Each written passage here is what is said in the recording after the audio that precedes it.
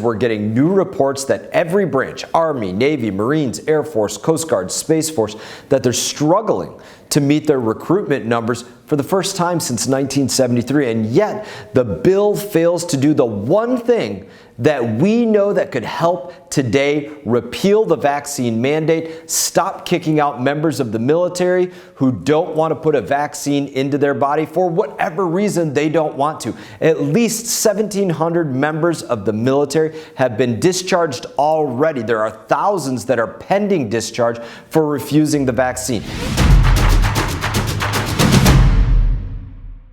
Hey everybody, as always, I hope that you all had a great week this week. I'm here to update you on what's gone on in Washington, D.C.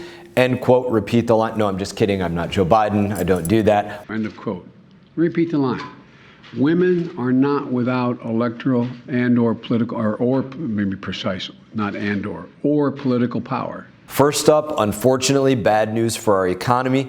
Bureau of Labor and Statistics released the latest inflation data. It shattered another record that was predictable by the way that we saw the Biden administration preempting those numbers coming out, talking about it wasn't going to be a big deal. Inflation in that report at 9.1%. Now, we've all heard a lot about inflation. It's easy to get lost in the numbers and the data. We feel it more so in our wallets with the amount of dollars and the data that we have inside of our bank accounts. That's the most important data as it relates to inflation. So I want to put this in real terms of what it means for you and your family, what it means for my family. Let's take a look at the standard items that you likely pick up at the grocery store each week. Milk in 2021, a gallon of milk cost Floridians on average $3.07. Today, on average, $4.54. Eggs last year, 12 eggs cost on average $1.64. Today, it's up to about $2.70. I feel like I'm paying closer to $6 every time I'm buying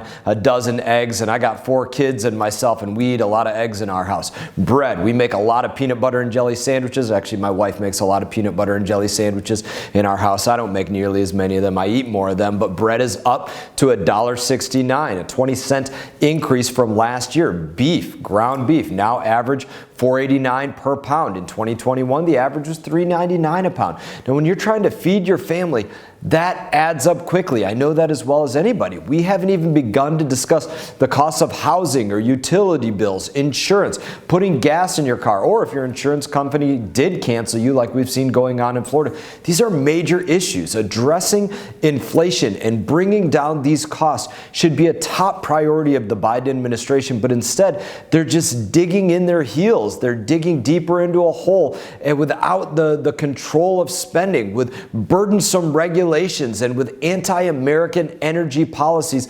unwilling to reverse their day one policies, reverse course, and take America to a place that helps Americans advance, that helps Americans to have reduced prices on the things that they need each and every week, each and every month. And instead they're aiding Americans having increased prices and everything. Every month it becomes clearer and clearer that this White House is prioritizing its far left agenda over our family's well-being. That can't be the direction for the future.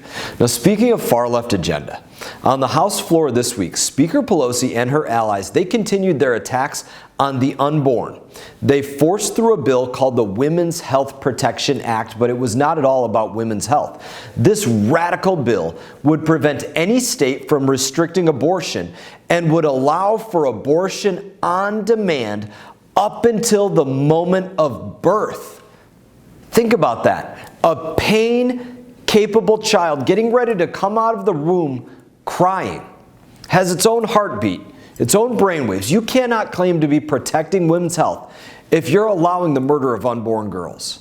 Now, in the weeks since the Supreme Court's landmark decision, Democrats have proven again and again that they are dramatically out of step with the American public when it comes to abortion. Congress needs to act accordingly and prioritize the safety and the protection of Americans and of the unborn, not denigrating the value of human life. Also on the House floor this week, the House considered the National Defense Authorization Act, or as we call it, the NDAA. Now, this bill, it authorizes all spending for all of our military for the United States of America, and it comes as we're getting new reports that every branch, Army, Navy, Marines, Air Force, Coast Guard, Space Force, that they're struggling to meet their recruitment numbers for the first time since 1973, and yet the bill fails to do the one thing that we know that could help today: repeal the vaccine mandate, stop kicking out members of the military who don't want to put a vaccine into their body for whatever reason they don't want to.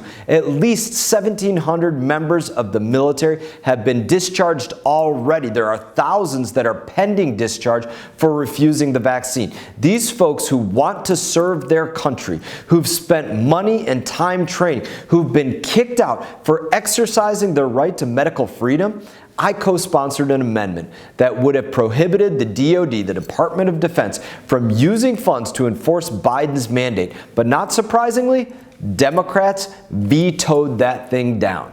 Now, in the Army, we had a saying: make the big deal the big deal. This bill missed the mark by failing to address a major issue for defense and for the livelihood of our service members that are out there defending the United States of America. It is a major issue that's impacting every single one of our troops. Now, lastly, I want to take this opportunity to remind you about something important going on in our community. There is still time to submit comment to the U.S. Coast Guard about the St. Lucie River Railroad Bridge. I want to say to date we have around 1,800 comments.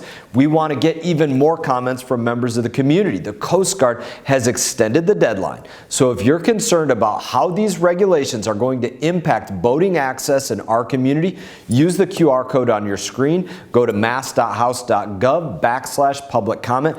Tell the Coast Guard how you believe that our waterways should be operated, how the Coast Guard should be managing the St. Lucie River Railroad Bridge for the safety of our community and the access of our community. As always, it's an honor to serve you here in Washington as your member of Congress. I hope you all take care. Look forward to seeing you all around town. Y'all take care. Hey everyone, thank you for watching this video. If you enjoyed the video, please click like and subscribe. I will be back on YouTube with more exclusive content, so stay tuned.